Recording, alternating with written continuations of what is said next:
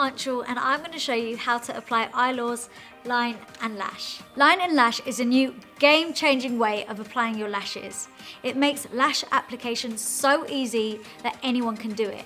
It's as easy as applying your everyday eyeliner. What I love about this is that it's smooth to apply and lasts all day. Another thing I really love about the Eylure Line and Lash is that you can use it with any of Eylure's false lashes. Today I'm going to show you how to use Eylure's Line and Lash in Clear in 2 easy steps, line and lash. So let's get started.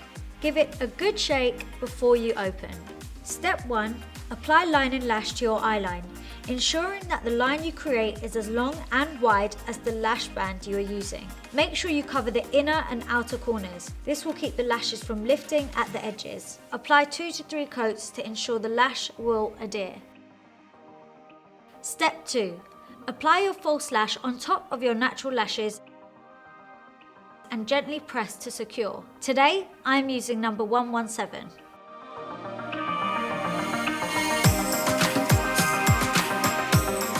Thank you so much for watching. I can't wait for you to try it. Line and Lash gives you the perfect lash with every line.